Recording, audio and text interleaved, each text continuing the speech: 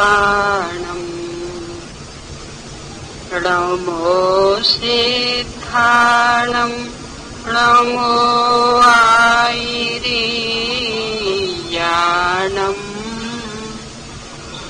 नमो वच्छायाणम् नमो लोहि सविसाहूणम्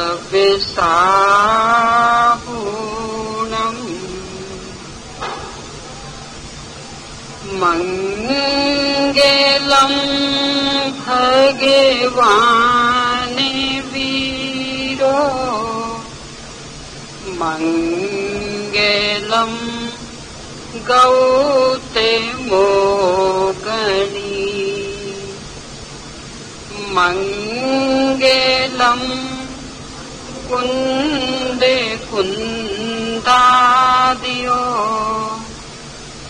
जैने धरे मोस्तु मंगलम् सर्वे मंगले मांगल्यम् सर्वे कल्याणे कारकम् प्रधानम् सर्वे धरे माना जैनम् जयतु शासनम् जैनम् जयतु शासनम् भवचक्र से जो भव्य जन को सदा पार उतारती जग जाले मैं कांत को जो रही सदा नकारती निज तत्व को पाकर भविक जिसे की उतारे आरती नय चक्रमय उपलब्ध नित्य नित्य बोधक भारती नय चक्रमय उपलब्ध नित्य नित्य बोधक भारती। जय बोलिए अहिंसामयी विश्व धर्म की जय। द्वादशांग चिन्वाणी माता की। वैसे अपना संलेखना का प्रकरण चल रहा है, पर आज जैसे कि पहले मैंने सूचना दी थी कि होली के अवसर पर होली पर ही अपने विचार व्यक्त करूंगी। उसको लेकर के कुछ भाई बहनों का ही आग्रह रहा, होली के दिन विचार व्यक्त करने से ज्यादा लाभ तो मिलेगा नहीं, क्योंकि होली तो पहले मन चुकी होगी।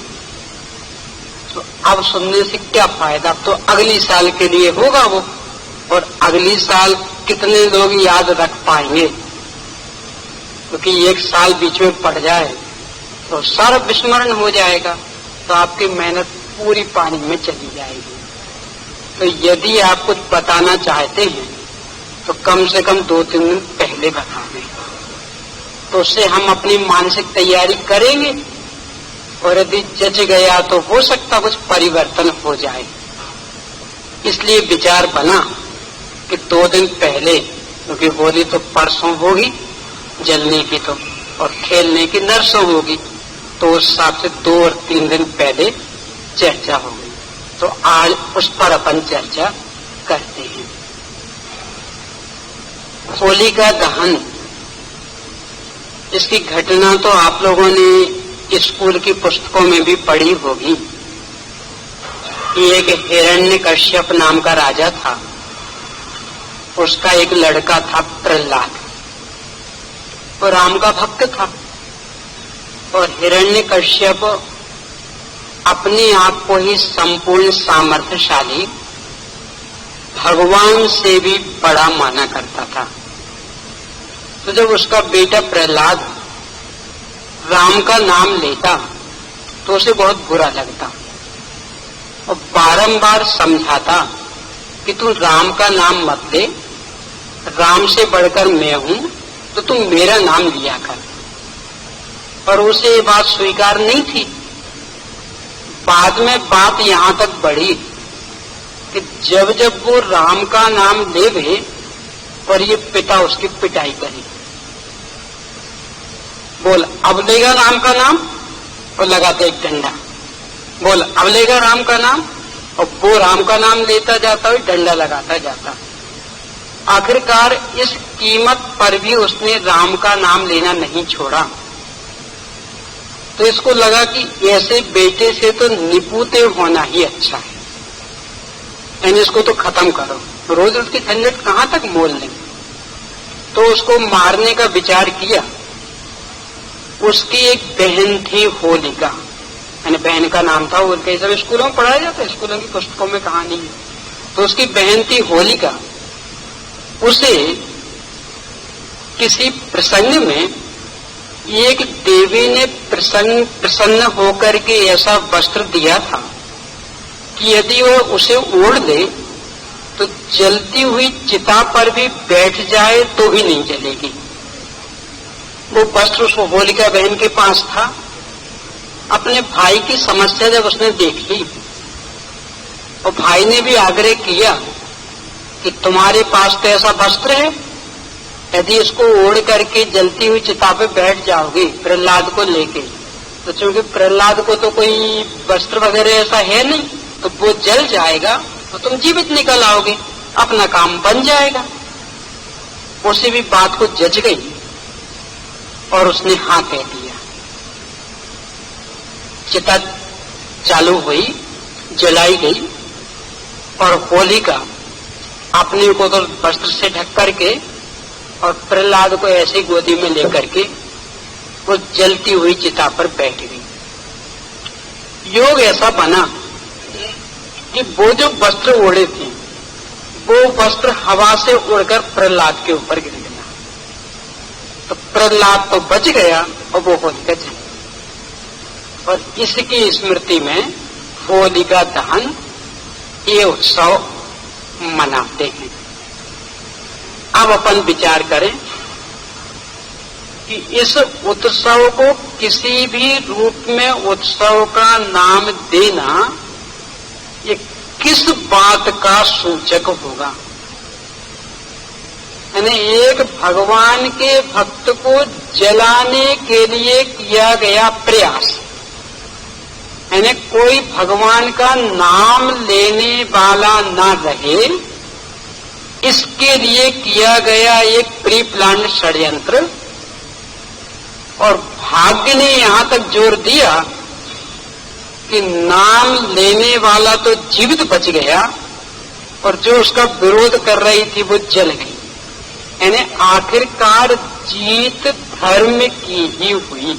अब वो किस रूप में थी, किसकी, उसकी अभी कहानी में नहीं जाए, परंतु उनके राम भगवान ही है, अपने यहाँ भी राम भगवान है, उसमें आश्चर्य क्या, मोक्ष गए। तो जीत तो धर्म की ही हुई, धर्मात्मा की ही हुई, भगवान का नाम स्मरण करने वाले की ही हुई। अब ऐसे उत्सव को यदि अपन राग रंग के उत्सव के रूप में मनाते, महा हिंसा करने के रूप में मनाते हैं, तो सोचे धर्म का अवर्णवाद होगा कि धर्म की प्रभावना होगी। पंडित टोडरमल जी साहब ने अपने मोक्ष मार्ग प्रकाशक ग्रंथ के 5वें अध्याय में होली संक्रांति आदि मनाने को गृहीत मिथ्यात्व सिद्ध किया। ने कोई होली संक्रांति आदि मनाता है तो गृहीत मिथ्यात्व का पोषण कर रहा। एक बात ध्यान रखना कि शुद्ध सात्विक अच्छा भोजन करने का निषेध नहीं है। शुद्ध सात्विक नए कपड़े पहनने का भी निषेध नहीं है। अपने बुजुर्गों के चरण स्पर्श करके उनके आशीर्वाद आदि लेने का भी निषेध नहीं है। तो निषेध किसका है कि चूंकि ये दिन आज त्योहार का दिन है, इसलिए आज अच्छा भोजन करना, आज नए नए वस्त्र पहनना, आज अपने बड़े बूढ़ों का आशीर्वाद लेना, निषेध इसका है। यानी गृहीत मिथ्यात्व इसका नाम। यानी आप बाकी दिन शुद्ध सात्विक पहने ना, काम निषेध है। यानी कोई भी ऐसा आग्रह रखे बिना और नए कपड़े पहने, इसका भी निषेध नहीं है। तो गुजिया हलवा पुड़ी खाएं, उसका भी निषेध नहीं है। बड़े बूढ़ों के चरण स्पर्श करके आशीर्वाद लेवे, इसका भी निषेध नहीं। पर चूंकि आज ये होली का त्योहार है, इसलिए आज ये सब करना। तो यदि इस मान्यता को लेकर के आपने किया है तो पंडित टोडरमल जी साहब कहते हैं कि गृहीत मिथ्यात्व का पोषण किया। और जिसके गृहीत मिथ्यात्व चलता रहता है, अगृहीत नष्ट होने के लिए किसी भी कीमत पर अवसर नहीं। वो तो नारियल जैसा हो गया ना कि नारियल के ऊपर की जटाई अभी मौजूद है, तो अंदर की खोपड़ी कोई फोड़ सकता? जटा छूटे तो खोपड़ी फूट सकती। तो गृहीत मिथ्यात्व तो जटे के समान और अगृहीत वो खोपड़ी के समान, और अंदर का दल है अंतरात्मा। तो वो अंदर का दल तब मिलेगा जब खोपड़ी फूटे, और खोपड़ी तब फूटेगी कि जब जटा टूटे। जटा टूटे बिना अंदर की खोपड़ी फूटनी संभव नहीं। तो गृहीत मिथ्यात्व में आता। अब उसको यदि देखने का भी भाव आया तो चूंकि वो होलिका स्त्री थी, सैनी पंचेंद्री मनुष्य, तो सैनी पंचेंद्री मनुष्य को जिंदा जलाने का पाप किया जा रहा और उसकी अनुमोदना अपन कर रहे। पुरुषार्थ सिद्धि उपाय में आचार्य अमृतचंद्र देव ने किसी भी रूप में हिंसा की अनुमोदना नहीं करने की बात कही।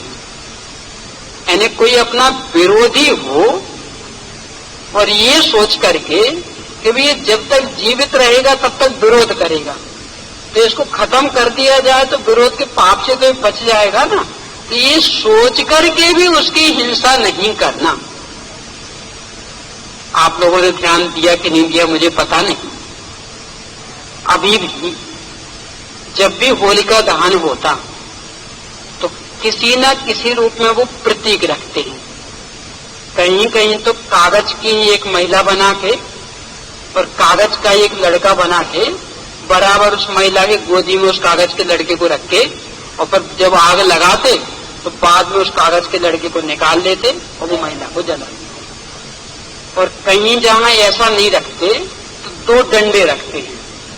एक डंडा बीच में लगाते हैं और एक डंडा उसके आगे छोटा, और फिर उस होलिका में आग लगाते और फिर वो छोटा डंडा निकाल लेते और बड़ा डंडा जल जाने देते। यहाँ होता कि नहीं होता पता नहीं, बुंदेलखंड साइड तो होता है, और जयपुर साइड तो कागज के बना के ही रखते हैं, और उसके तो पेपर में फोटो वगैरह भी आते, यानी बराबर कागज के ही बनाते।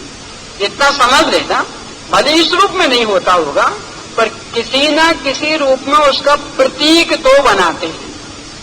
अब वो कहीं डंडा का बनाते हो चाहे गोल बनाते हो, तो जो भी जैसा जहां पर विवाद चल पड़ा हो, पर किसी न किसी रूप में उसका प्रतीक बनाते हैं। वो एक महिला का प्रतीक और एक उस प्रहलाद का प्रतीक, और जो प्रहलाद का प्रतीक था आग लगाने के बाद में उसको निकाल लेते हैं, और वो जो महिला का प्रतीक था उसको जल जाने देते हैं। तो कहीं कहीं एक गेहूं आदि की पाल के रूप में भी रख लेते हैं, यानी जो भी जहां प्रचलित हो रिवाज है, पर कुछ ना कुछ प्रतीक रखते हैं। तो वो जो प्रतीक रूप में मतलब स्थापना निक्षेप के रूप में वो एक महिला को बनाया ना, और उसको जलते हुए अपन देख रहे जिंदा। यानी वो प्रतीक अकेली वो लकड़ी नहीं है, वो प्रतीक अकेले गेहूं के बाल नहीं है, वो धान का अकेला एक टुकड़ा नहीं है। जो भी फसलें आती, कहीं कहीं फसलों का भी चलता है, तो वो अकेला उसका नहीं है, वो एक सैनी पंचेंद्रीय जीवित महिला को जिंदा जलाने का प्रतीक है। अब उसकी किसी भी रूप में अपन ने आत्महत्या की तो सोचो क्या होगा। उस समय तो घटना ये घटी थी कि जब वो होलिका जल गई और प्रहलाद बच गया, तो चूंकि लोगों को पता तो था ही कि इस प्रहलाद को क्यों जलाया जा रहा, कि राम का नाम लेता इसलिए। तो जब लोगों ने देखा कि प्रहलाद तो बच गया और होलिका जल गई, तो इसकी खुशी में वो आयोजन किया और खुशी में गुलाल छिड़की। अपन लोग जब विमान उत्सव करते तो खुशी में गुलाल नहीं छिड़कते। भगवान का बिहार आदि करवा, श्री बिहार आदि अथवा पंचकल्याण प्रतिष्ठा आदि, तो गुलाल छिड़कते ना खुशी में, तिलक लगाते गुलाल छिड़कते। तो वो दूसरे दिन जो वो गुलाल आदि का था वो तो इस रूप में था, यानी उनको इतनी खुशी हुई, क्योंकि राजा के स्वभाव से तो सब परिचित थे। राजा मानता नहीं था और अपने इकलौते बेटे को मात्र इस कारण से मरवाने का प्रयास किया और भाग्य ऐसा कि वो बच गया। तो सबको ये लगा कि ओ धर्म में शक्ति है, यानी इतना अन्यायी राजा था और होलिका को ऐसा वरदान था, तो भी अधर्म की रक्षा, अधर्म के कारण उसकी रक्षा नहीं हुई। और ये धर्मात्मा था। अब अभी गहराई में नहीं जाना कि वो सम्यक दृष्टि था कि नहीं था, अभी तो कहानी कहानी के रूप में समझना कि वो धर्मात्मा था। इसलिए देखो देवों ने भी कैसी रक्षा कर दी, यानी उसका वस्त्र इसके ऊपर गिर गया और वो जल गई और ये बच गया। तो इसकी जो उन्हें खुशी हुई, इसको लेकर के अगले दिन उत्सव मनाया और इसको लेकर के वो गुलाल आदि उड़ाई गई। अब अपने सामने इसका प्रारूप क्या है, अभी इसकी थोड़ी देर बाद चर्चा करेंगे। बीच में एक और चर्चा करने कि वैसे तो ये जो अपने यहाँ हिंदू संस्कृति में अथवा भारतीय संस्कृति में कहें, जैन संस्कृति की बात नहीं कर रहे हैं, तो जो हिंदू अथवा भारतीय संस्कृति में 4 पर्व मनाए जाते, ये बाद में भले ही घटनाओं से जुड़ गए, मूल में ये प्रकृति प्रदत्त है। यानी मूल में जो अपना एक वातावरण है, जलवायु है, उसके कारण प्रसिद्ध हुए। कौन कौन से 4 पर्व? रक्षाबंधन, दशहरा, दीपावली और होली। ये अपनी हिंदू संस्कृति और भारतीय संस्कृति के मूल 4 पर्व माने जाते हैं और ये 4 वर्णों के प्रतीक माने जाते हैं। रक्षाबंधन को माना जाता ब्राह्मणों का पर्व, दशहरा को माना जाता क्षत्रियों का पर्व, दीपावली को माना जाता है वैश्यों का पर्व और होली को माना जाता है शूद्रों का पर्व। भारतीय संस्कृति की बात कर रही है, जैन संस्कृति की नहीं। वो तो बाद में एक एक घटना से जुड़ गया, तो अन्य धर्मों ने भी मना लिया। अपने यहाँ भी वो दीपावली का दिन और महावीर भगवान के निर्वाण का दिन एक हो गया, तो अपन ने निर्वाण उत्सव के रूप में मना लिया। तो ऐसी वो अलग बात है, पर मूल जो प्रकृति से जुड़े हुए थे वो इसके कारण थे और इन जातियों से जुड़े हुए। अब उसमें होली का क्या संबंध था कि होली के पहले था पतझड़ का मौसम और पतझड़ में सभी पेड़ पौधों के पत्ते गिर रहे थे, पत्तों का ढेर का ढेर लग गया था और इसके बाद में उनमें नई नई कोपलें आने लगी। तो अब लोगों को लगा कि अब नया कचरा नहीं फैलेगा, तो एक बार सारे कचरे को इकट्ठा करके जला दो। क्योंकि पहले तो रोज रोज गिरता था ना, आपने यदि देखा हो, कोई गौर किया हो, तो 1 महीने पहले से कितने रोज नए नए पुराने पत्ते रोज सड़क पे बिछते, वो अब कम होते जा रहे हैं और अभी 1-2 दिन और देखना बिल्कुल ही खत्म हो जाएंगे। तो जब तक उनको लगता कि अभी पुराने पत्ते झड़ के गिर रहे हैं, तो लगता अब रोज रोज सफाई कहां तक करें। और जहां लगा कि अब सब पुराने पत्ते झड़ चुके, हर पेड़ पौधे पर नए पत्ते आ गए हैं, तो लगा अब कचरा नहीं फैलेगा, तो सबको इकट्ठा एक बार किया और एक बार जला दिया। तो वो जलाने का तो बनता था, वो प्रकृति प्रदत्त ही, पर रात में नहीं और ऐसे हिंसक पद्धति से नहीं और ऐसी ईंधन आदि चीजों को का दुरुपयोग करने के रूप में नहीं, जो वो कचरे के रूप में पड़ा था उसको साफ सफाई करने की दृष्टि से जला दिया जाता। और इस रूप में वो होलिका यानी वो प्रसंग बनता था और साथ में बाद में सो होलिका दहन से जुड़ गया और वो दिन एक पड़ गया, तो इस रूप में दोनों ही एक साथ मनने लगे। अपन जब अपनी दृष्टि से विचार करते हैं तो चूंकि होली को शूद्रों का पर्व माना गया भारतीय संस्कृति में, शूद्रों का पर्व यानी शूद्र जिसे मनाते हैं वैसा पर्व नहीं, तो क्या कि जिसमें सभी वर्ण वाले शूद्रता व्यक्त कर लें अपने अंदर। शूद्रता मतलब विषय विकार के परिणाम।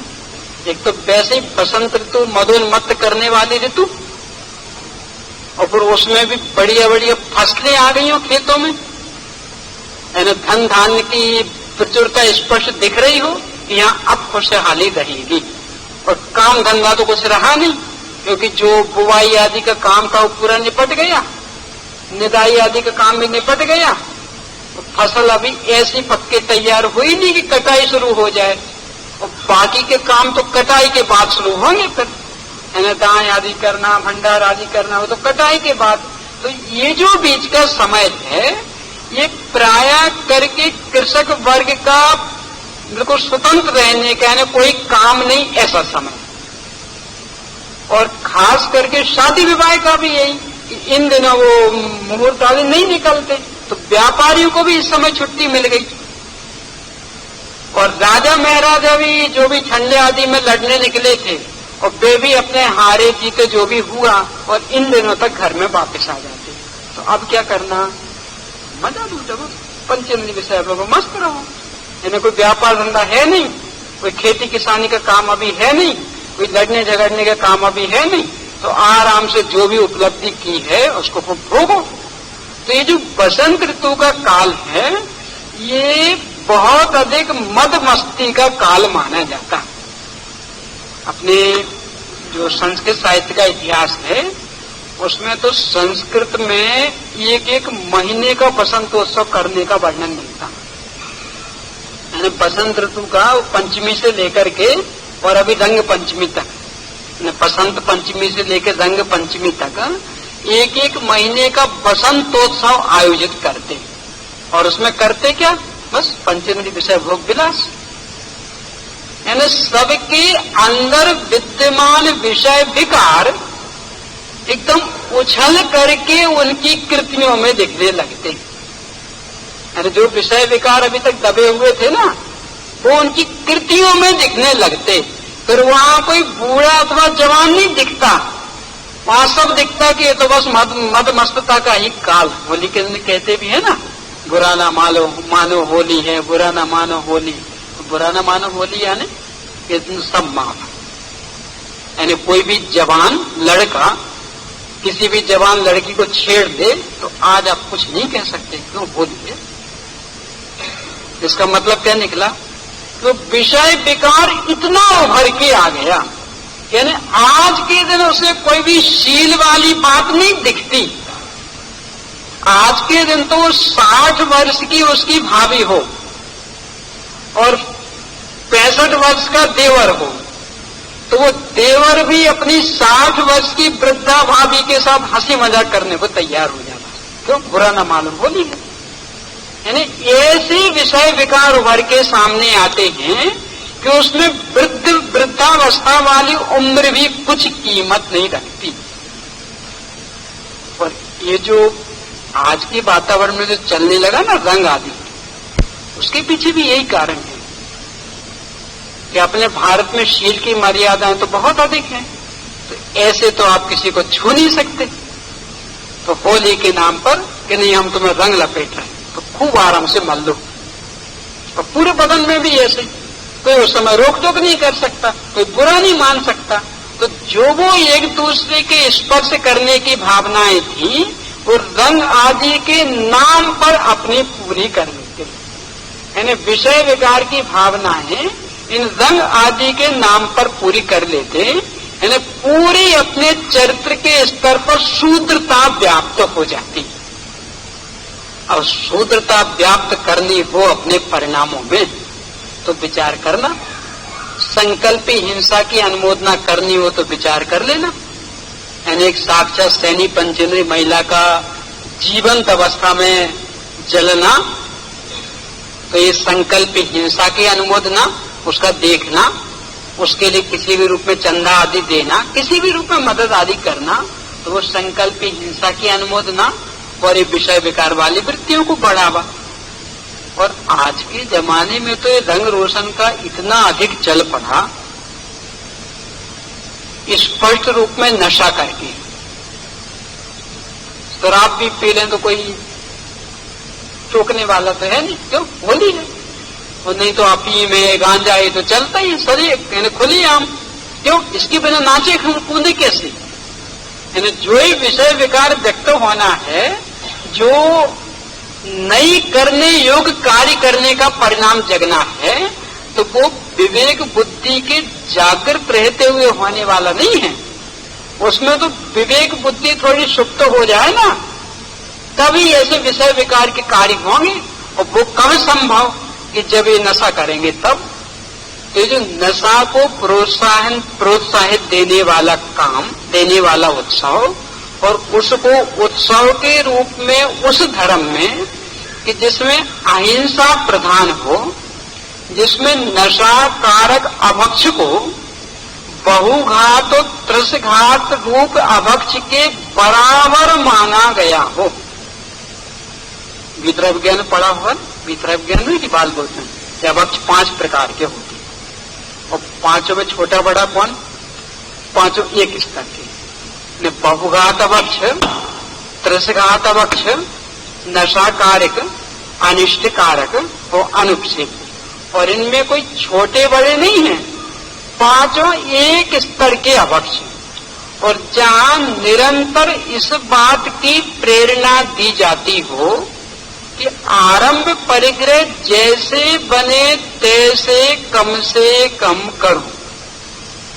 यानी यदि एक बार हाथ पैर धोने से काम चल जाता है तो दोबारा हाथ पैर धोने का भाव मत करो। यदि एक दिन में एक साड़ी पहनने से काम चल जाता है तो दूसरी साड़ी पहनने का भाव मत करो। यानी जहां निरंतर आरंभ परिग्रह कम करने की प्रेरणा दी जाती हो, वहां होली जैसे उत्सव को कि जहां खुलेआम आरंभ परिग्रह और अधिक होना, क्योंकि वो रंग आदि से ऐसे लिपट जाते कि एक बार के स्नान से तो काम ही नहीं बनता। तो ऐसा स्नान करना पड़े कि रगड़ रगड़ के तो भी वो 2-2, 3-3 दिन तक भी दिखाए कि हाँ इनने रंग खेला है। यानी वो हाथ छुटाए भी ना छूटे, वो चेहरे पे लग जाए तो चेहरा साफ हो ही ना। तो और परिग्रह, एक तो कपड़े से काम चलना कहते, पूरी की पूरी ड्रेस खराब होनी है। और फिर बाद में कि उसको एक ही दिन काम आनी और एक दिन अगले साल काम आएगी, इसके लिए भले वो इकट्ठी करके रखें, पर पहनने का अवसर ही कहाँ मिल पाता। क्योंकि सुबह किसी काम से भी घर से बाहर निकले कि बस हम मंदिर के दर्शन करा, फिर इसके बाद वो वाली ड्रेस पहनेंगे। वो इतने में वो नई ड्रेस, तो वो पुरानी ड्रेस तो रखी रह जाती। और वो यानी हर साल एक एक ऐसी ड्रेस तैयार होती जाए तो कितना परिग्रह बढ़े।